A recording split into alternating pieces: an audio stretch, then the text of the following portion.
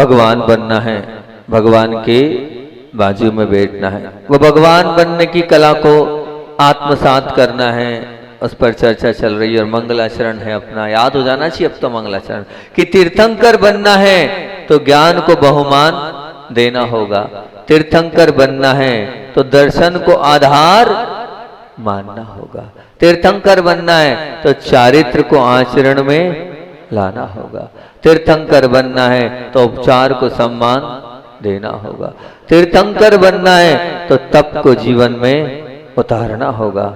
ये तीर्थंकर की बात अपनी चल रही है। और कल आप लोगों से बात काय की करी थी हमने, दर्शन की बात करी थी। और दर्शन में मैंने आप लोगों से वो 8 बिंदु में ये कहा था कि आपको अभिमान होना चाहिए कि मैं सम्यक दृष्टि हूं। आपको अभिमान है तो आप उस अभिमान के साथ, अगर आपको अच्छा शरीर मिला है तो आपको चरण भी भगवान के छूना चाहिए। एक सज्जन आए, उन्होंने कहा महाराज जी आपने चरण छूने का बोला है, हम मना नहीं कर रहे हैं, लेकिन चरण छुए तो कम से कम हाथ धो के छुए। हाँ बिल्कुल, इतने विवेक से तो चरण छूना ही है, हम भगवान के चरण छू रहे हैं तो नीचे जमीन पर हाथ ना लगे और हाथ शुद्ध और प्रक्षालित करके ही हम भगवान के 3 लोक के नाथ के चरण छुए। और फिर क्या बोला था, अगर है बहुमान, अगर सम्यक दर्शन को, तो हमें पूजन भी करना चाहिए और प्रवचन भी सुनना चाहिए और माँ जिनवाणी का स्वाध्याय भी करना चाहिए और किसी नए को जोड़ना भी चाहिए। और साथ साथ में अगर है ताकत हमारी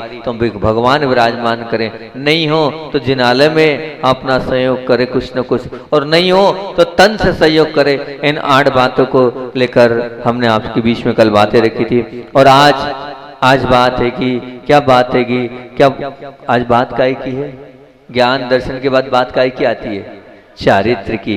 तीर्थंकर बनना है तो चारित्र को जीवन में लाना होगा, चारित्र को आचरण में लाना होगा, तभी आप तीर्थंकर बन सकते हो, अन्यथा बिल्कुल ध्यान रखना आप तीर्थंकर नहीं बन सकते।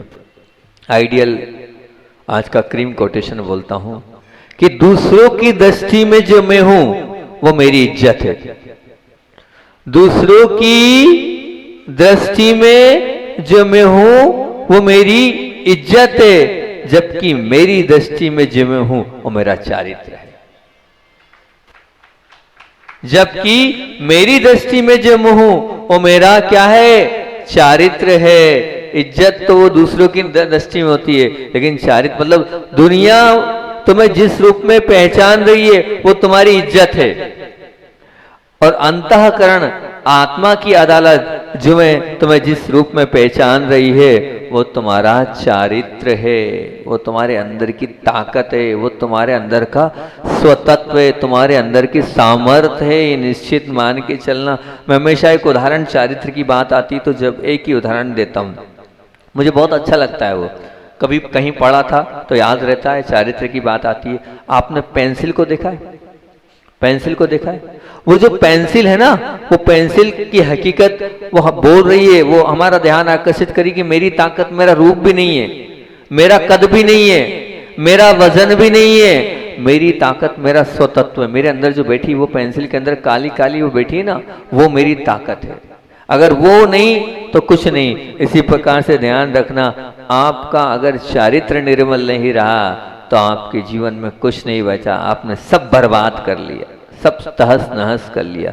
जिसके पास चारित्र होता है, जिसके पास पवित्रता होती है, जिसके पास निर्मलता होती है, उसके लिए तो ये ध्यान रखना देवता लोग भी सहयोग करने के लिए आते हैं। इसलिए हम सब करें, लेकिन कम से कम अपने चारित्र को बचा कर रखें, वही तो एक पवित्रता है, बाकी तो सब ठीक है।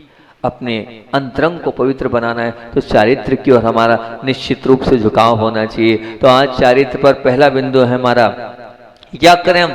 महाराज जी आपने तो बोल दिया, लेकिन अपने चारित्र को प्रबल कैसे बनाएं, अपने चारित्र को सक्षम कैसे बनाएं। अपने चारित्र में अगर कुछ आता है तो उसके लिए क्या करें। सबसे पहली बात, महान आत्माओं को के चारित्र को पढ़ो। अगर चारित्र को आप प्रबल बनाना चाहते हो और चारित्र की विनय करना चाहते हो तो जो महान आत्माएं उनके चारित्र को पढ़ो। मैं अपने जीवन की स्वयं की बात बताता हूं कि शुरुआत दौर में जब मोक्ष मार्ग की ओर बढ़ने के भाव भी नहीं थे, लेकिन मैंने एक ग्रंथ पढ़ा था। उस ग्रंथ को पढ़ने के बाद मेरे चारित्र की ओर और त्याग की ओर, संयम की ओर भावनाएं भाई। वो मैंने प्रथम मेरे जीवन का वो ग्रंथ था, वो था चारित्र चक्रवर्ती। आचार्य शांति सागर जी की जीवन गाथा को मैंने पढ़ा, उनके उस स्वरूप को पढ़ा, उनके जीवन को झांक कर देखा, तो मुझे लगा कि वास्तविकता में सच्चा धर्म क्या है। तो ध्यान रखो, जो महान आत्माएं होगी उनके चारित्र को आप जितना पढ़ोगे उतना आपका चारित्र प्रबल होगा।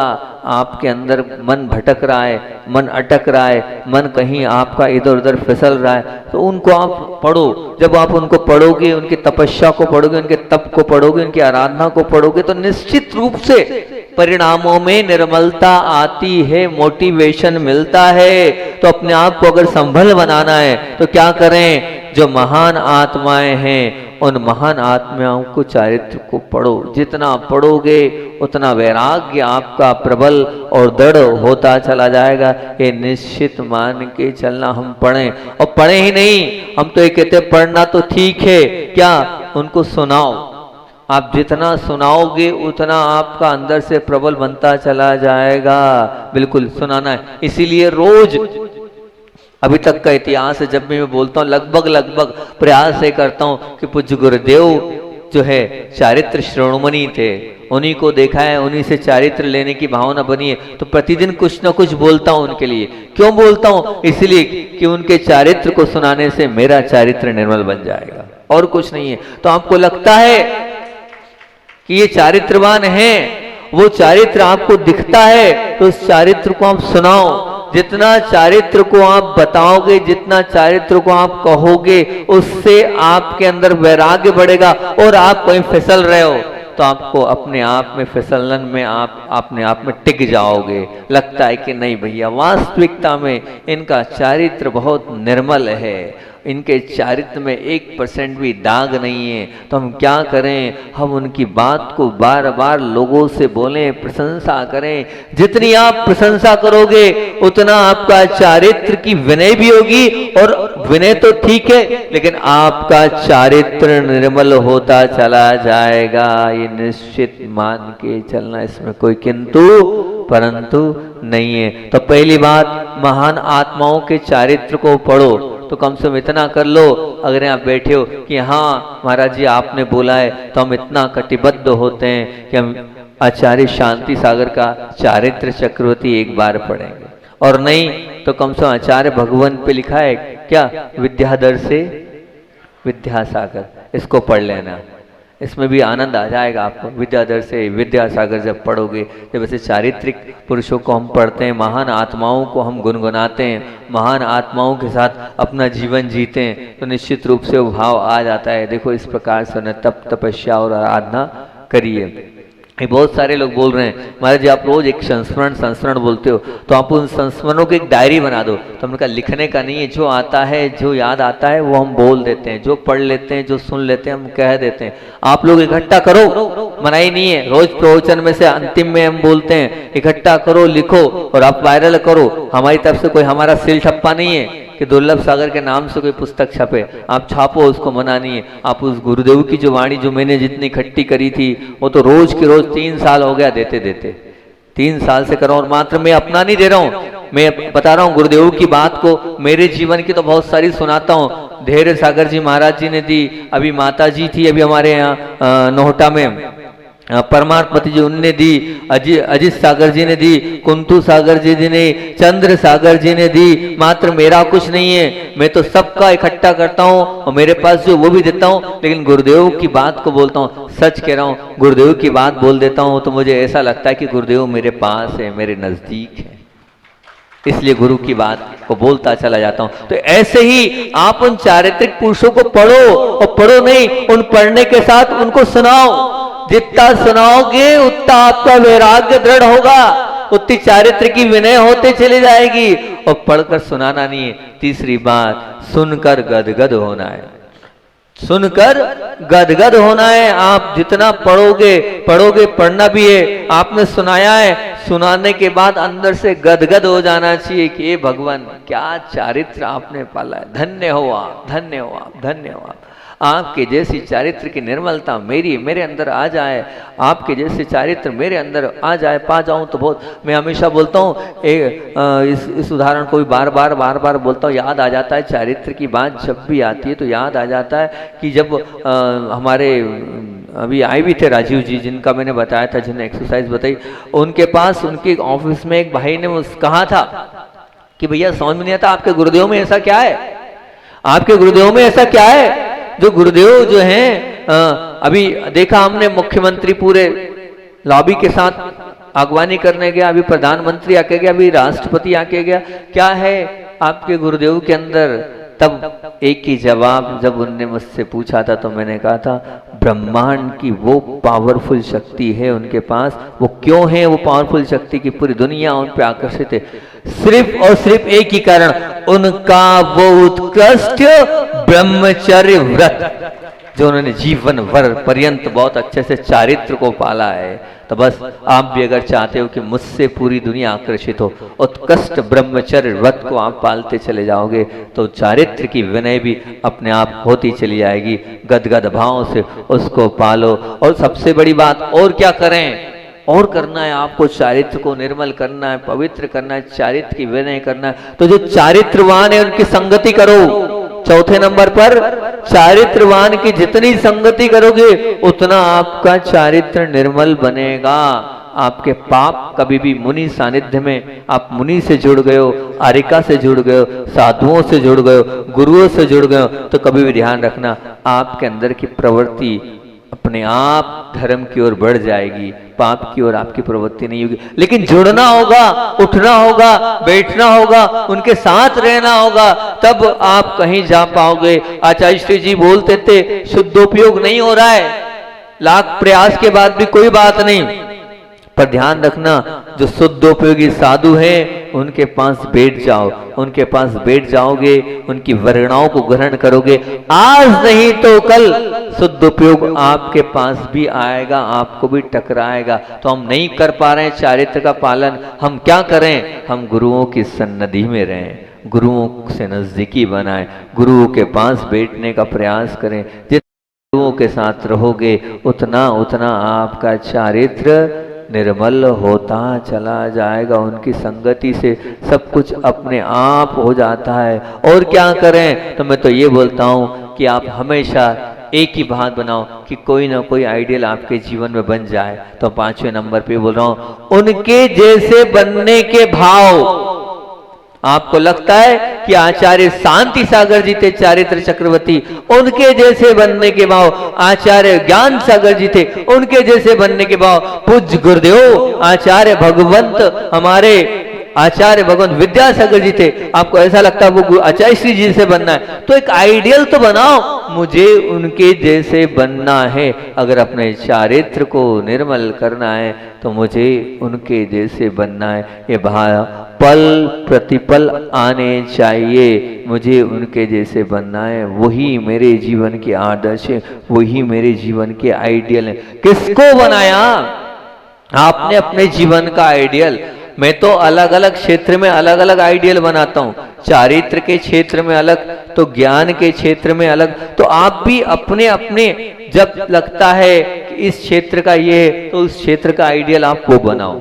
वो आप आइडियल बनाओगे तो उसको देखने के बाद आपको लगेगा कि ये हमने देखा, ये हमारी छवि है, इस छवि को देखकर हमें ऐसा बनना है। इससे हमारा अभिमान भी कम होगा और सामने वाले के लिए प्रति हमारा बहुमान बढ़ता चला जाएगा। हर क्षेत्र में, जरूरी नहीं चारित्र, आप तो हर क्षेत्र में देख सकते हो। आप तो व्यापार कर रहे हो तो व्यापार के क्षेत्र में अपना आइडियल ढूंढो कि कौन है। आपको त्याग के क्षेत्र में देखना है, त्याग के क्षेत्र में अपना आइडियल दिखो। आपको घर गृहस्थी में देखना है कि कौन सबसे अच्छी बहू है जिसकी सब पूरी दुनिया तारीफ करते हैं, आप उनको आइडियल बनाओ। आपको लगता है मैं सास हूं तो सबसे अच्छी सास कौन है? हर क्षेत्र में आइडियल बनाओ। इसलिए क्या, जैसा बनना है, अच्छा बनना है, अच्छे व्यक्ति को पकड़ो और उनको अपने जीवन का आदर्श बनाओ। 5वें नंबर पर उनके जैसे बनने के भाव को आप रखो। जब उनके जैसे बनने के भाव रहेंगे तो निश्चित मान के चलना, आज नहीं तो कल आप उनके जैसे बन जाओगे। वो कैपेसिटी अपने आप आ जाएगी। फिर भी अगर आप मान लीजिए गलती हो रही है तो क्या करें? हो जाती है गलती, हो जाए तो जिनको आपने आइडियल माना है उनके चरणों में जाकर आवेदन निवेदन कर दो, वह आपको परिमार्जित कर देंगे, वह आपको शुद्ध कर देंगे, वह आपको परम पवित्र परम निर्मल बना देंगे। हो जाए तो कोई बात नहीं, लेकिन एक आइडियल अवश्य बनाओ कि इस क्षेत्र का ये आइडियल है मेरा, और फिर उस क्षेत्र से संबंधित जानकारी के लिए आप उसी से ले, क्योंकि जो जिस क्षेत्र में अग्रणी है, प्रमुख है, और वो अगर अपने आप में बलशाली है तो जो बल है उस बल का फायदा उठाओ, और वहां जाकर उस समक्ष आप जाके बात बताओगे तो निश्चित वो आपको रास्ता बता देंगे। तो निश्चित आप कोई ना कोई आइडियल अपने जीवन का बनाएंगे। ये 5वें नंबर का आपके लिए बिंदु हमने कौन से नंबर का दे दिए? 6वें नंबर का, 5वें नंबर का। फिर उसके बाद क्या है? फिर स्वयं के चारित्र के प्रति जागरूक रहो। स्वयं के प्रति अगला बिंदु क्या है? मैं चारित्र की दूसरे की विनय तो कर रहा हूं, पर मैं स्वयं के चारित्र के प्रति बार बार जागरूक रहूं कि मेरे चारित्र में कहां पर मैंने चारित्र पाल लिया है और कहां मुझसे गलती हो गई है। तो जहां गलती हो गई है और गलती हो भी रही है और गलती कर भी रहे हैं, तो मैंने एक बार दिया था और मैं हमेशा देता हूं, मेरा नहीं है वो, पूज्य गुरुदेव का है। पूज्य गुरुदेव ने कहा था कि जब भी परिणामों में आपके ऊपर नीचे हो, तो वो मंत्र बहुत बार बोल चुका हूं, बार बार चारित्र की बात आती तो मंत्र गुरुदेव का वो याद आ जाता है, और मंत्र आपके बीच में रख रहा हूं। मैंने भी अनुभव किया और बहुत सारे लोगों के बीच में ये मंत्र मैंने दिया। तो पूज्य गुरुदेव को जो है उस कहना चाहिए कि मंत्र पर बड़ा ही श्रद्धांत था। मंत्र पर क्या, हमारे चंद्र कुमार जी शिक्षक महोदय ने भी 2-3 बार बोल दिया हमसे कि वो आप उसका पूरा अर्थ बताओ। मैं क्या करूं, समय की अनुकूलता नहीं है, नहीं तो एक एक मंत्र कौन से गंधर्व वलय के वो 48 मंत्र बड़े पावरफुल है। हमारे गुरुदेव को उस पर बहुत अति श्रद्धांत था, अति श्रद्धांत था उनको। वो जब भी कोई नमोकार मंत्र के अलावा कोई पूछने आता था, नमो जनानन पलो, नमो ओहि जनानन, जो हम शांति धारा में 48 मंत्र बोलते हैं ना, उन मंत्रों को गुरुदेव बहुत महत्व देते थे। रिद्धिधारी सिद्धिधारी मुनिराज, उन मंत्रों में जब भी आपके परिणाम खराब हो, आप अपने ब्रह्मचर्य व्रत को सुरक्षित नहीं रख पा रहे हो, आपके मन की अपवित्रता आ रही हो, तो क्या करना? ब्रह्म है वो, बिल्कुल क्या ब्रह्म शस्त्र है वो। आप 9 बार पढ़ोगे, 10वें बार की आवश्यकता ही नहीं लगेगी। आप श्रद्धान के साथ मेरी बात मानना, अभी तक भले आपने पढ़ा होगा, आज मेरे मुख से सुन लिया ना, ये गुरु मंत्र हो गया। गुरु मंत्र उसको बोलते कि गुरु मुख से अगर आपने मंत्र सुन लिया, आप उसका वाचन करोगे तो वो सिद्ध हो जाएगा। आप मन से पढ़ोगे तो सिद्ध नहीं होने वाला है। मेरे और भी ऐसे महाराज जी के, या जो आप जिनको आप गुरुदेव शास्त्र गुरु के रूप में पूछते हो, उनके मुख से निकला हुआ मंत्र वो गुरु मंत्र हो जाता है। जब भी परिणाम बिगड़े, बस इस मंत्र को जो गुरुदेव ने बताया था, उस मंत्र को मैं आपको दे रहा हूं, आप पढ़ना। नमो घोर गुण बम्बयारिणम, नमो घोर गुण बम्बयारिणम, बम्बयारिणम। इस मंत्र को जब आप वाचन करोगे, पढ़ोगे, तो निश्चित ये मान के चलना आपके परिणाम निर्मल बन जाएंगे, आपके परिणामों में पवित्रता आ जाएगी। अगर हमारे भाव बिगड़ रहे हैं तो भाव अपने आप में आ जाएंगे, ये निश्चित मान के चलना। और फिर उसके बाद क्या है कि वेदाक्ष चारित्र पालना है। अगला बिंदु क्या है?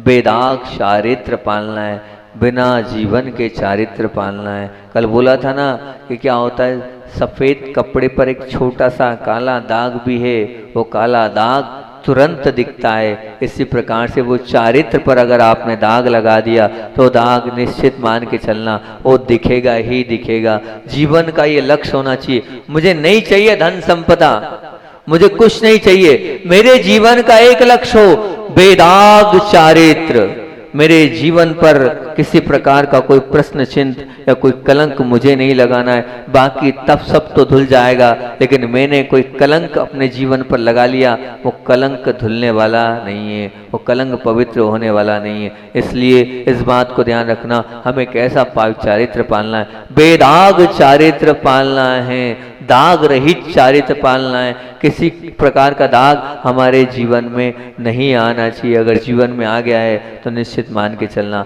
हमारा जीवन अनर्थ की ओर जा रहा है, हमारा जीवन व्यर्थ की ओर जा रहा है। और 8वें नंबर का बार बार बोलता हूँ, अभी भी बोल रहा हूँ, चारित्र की बात चल रही है तो क्यों चारित्र, अगर गलती हो जाए तो स्वीकार लेना, गलती हो जाए तो स्वीकार लेना, मुझसे गलती हो गई है, गलती सबसे होती है, गलती हो रही है, इसीलिए तो संसार में अटक रहे हैं और भटक रहे हैं, नहीं तो हम आगे नहीं बढ़ जाते क्या? बताओ किससे गलती नहीं होती? लेकिन गलती हो रही है, उसको स्वीकार लो और बता दो।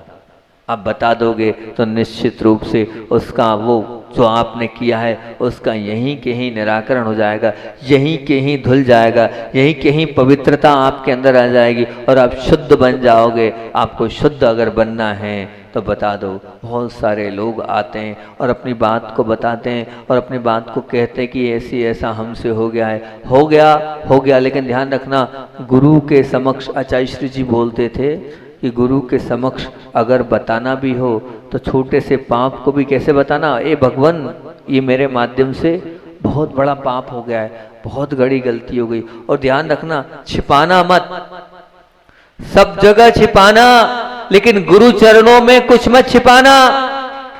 बिल्कुल जो है सत्य सत्य स्वीकार कर लेना, मैंने ये किया है महाराज। आप बता दो, किससे छिपा रहे हो? आप गुरु से छिपा रहे हो, गुरु से छल कर रहे हो।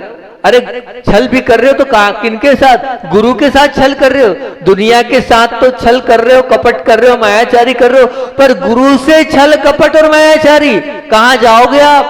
जहां धोना चाहिए, जहां जो अपने को सच्चा रास्ता और सच्चा मार्ग बताने वाले, वहां पर छल कपट नहीं। दुनिया में सब जगह छल कपट करना, पर गुरु के सामने छल कपट। या तो आपको गुरु पर विश्वास नहीं है, या तो गुरु पर आस्था नहीं है, या तो गुरु पर श्रद्धा नहीं है, तभी तो आप जो है अब गुरुदेव को बता तो रहे हो, लेकिन कितनी बात बता रहे हो? आधी अधूरी बात बता रहे हो। नहीं, आधी अधूरी नहीं, पूरी पूरी बताओ। पूरी पूरी बताओगे जभी आपके चारित्र को निर्मल गुरु कर पाएंगे, नहीं तो नहीं कर पाएंगे। क्योंकि कहा है, एक वैद्य और एक गुरु, इनसे कभी कुछ मत छुपाना। एक वैद्य और एक गुरु, इनसे कभी कुछ मत छुपाना, सब बता देना। वैद्य से, डॉक्टर से कुछ छुपाओगे तो क्या उपचार करेगा? और गुरु से कुछ छुपाओगे तो वो क्या आपको निर्मल और पवित्र कर पाएगा? आपको पवित्र बनना है, आपको निर्मल बनना है, तो गुरु से कुछ नहीं छिपाना है। अगर चारित्र की विनय आप करना चाहते हो और तीर्थंकर बनना चाहते हो, भगवान बनना चाहते हो, भगवान के बाजू में बैठना चाहते हो, तो निश्चित मान के चलना, हमने जो किया कर लिया। करने के बाद गुरु चरणों में जाकर सब कुछ बता दो और अपने आप को पवित्र बना लो, अपने आप को निर्मल बना लो। नहीं तो ध्यान रखना, उस गंदी बर्तन में क्या भोजन आप करते हो? नहीं करते हो। पात्र तो प्रक्षालित करना ही पड़ता है, पात्र तो साफ करना ही पड़ता है। जब तक पात्र प्रक्षालित नहीं होगा और पात्र साफ नहीं होगा तो कुछ भी डालोगे, जो डालोगे वो गंदा होता चला जाएगा। क्या आप सबका पात्र निर्मल है? मैं आपसे पूछना चाहता हूं, या जितने लोग बैठे हैं, जो लोग सुन रहे हैं, क्या जितने लोग हैं, आप सबका पात्र मतलब क्या पवित्र, क्या आपका निर्मल चारित्र है? अगर चारित्र निर्मल है तो ही जो कर रहे हो पूजन और जो आराधना और जो भक्ति, वो भक्ति और आराधना लगेगी। नहीं तो उस अपवित्र पात्र में जो जाएगा वो भी क्या हो जाएगा? अपवित्र हो जाएगा। क्यों पूजन भक्ति कर रहे हो? अगर पूजन भक्ति है आपके जीवन में तो स्वीकार कर लो और बता दो, और बताने के बाद अपने आप को पवित्र कर लो। बहुत सारे लोग आते हैं, लेकिन कैसे बताओ? मैंने एक बार एक कहानी यहाँ भी तो सुनी थी, वो और वापस से याद आ गई है कि एक गुरु के पास, एक जैसे, शायद मैं बता चुका हूं, फिर भी और एक और बता दे रहा हूं कि एक गुरु के पास दो भाई लोग गए, एक जैसा पाप किया। अब पाप करने के बाद गुरु चरणों में पहुंचे तो गुरु से कहा बहुत बड़ा अपराध हो गया है। तो अब अपराध हो गया लेकिन बताने की सामर्थ्य नहीं है। गुरु ने कहा बताने की सामर्थ्य नहीं है, अपराध कर लिया? बोले नहीं, वो मेरी हिम्मत नहीं है। तो भैया कुछ ना कुछ बताओ कि वो अपराध कितना बड़ा है। जब तक उस अपराध को नहीं बताओगे तो मैं कैसे उसको प्रायश्चित दूंगा? तो बोले ठीक है, एक काम करते हैं। बोले एक काम करो, जितना बड़ा अपराध है उतना बड़ा पत्थर ले आओ, जितना बड़ा अपराध है उतना बड़ा पत्थर ले आओ। दूसरा जो भाई था उससे भी यही बोला, जितना बड़ा अपराध है उतना बड़ा पत्थर ले आओ। अब जो पहला जो शिष्य था, उस शिष्य ने पत्थर लाके रख दिया गुरु चरणों में। गुरुदेव ये है। अब उन्होंने कहा ठीक है भैया, इसका इतना बड़ा इतना इतना प्रायश्चित। ठीक। अब दूसरा शिष्य हैरान परेशान, पसीना आ रहा है, लत पत हाँफ रहा है। क्यों, क्या हुआ गुरु? बोले भगवान तुमसे कहा खाली हाथ आ गए, कहा था ना जितना बड़ा पाप हो उतना पत्थर लेना। पत्थर तो लाया हूं, तो कहाँ है? बाहर रखा है। अब जो है मेरी हिम्मत नहीं है, मैं परास्त हो चुका हूं, अंदर तक नहीं ला पाऊंगा। आप ही बाहर चल के देख लो उस पत्थर को, वो इतना बड़ा पत्थर है कि मैं ला नहीं पाऊंगा, क्योंकि मैंने पाप भी इतना बड़ा किया है। अब वो पत्थर भी छोटा है, मेरी हिम्मत नहीं थी इससे बड़े पत्थर लाने की, नहीं तो ले आता। वो जब मैं जितना ला पाया उतना ला पाया, बाहर चल के देख लो। उसको बहुत बड़ा पाप दिया था, पाप का प्रायश्चित दिया था। और ये जो है ना, जिसने जो है स्वीकार किया और बड़ा पत्थर लाया, उसको छोटा सा प्रायश्चित दिया।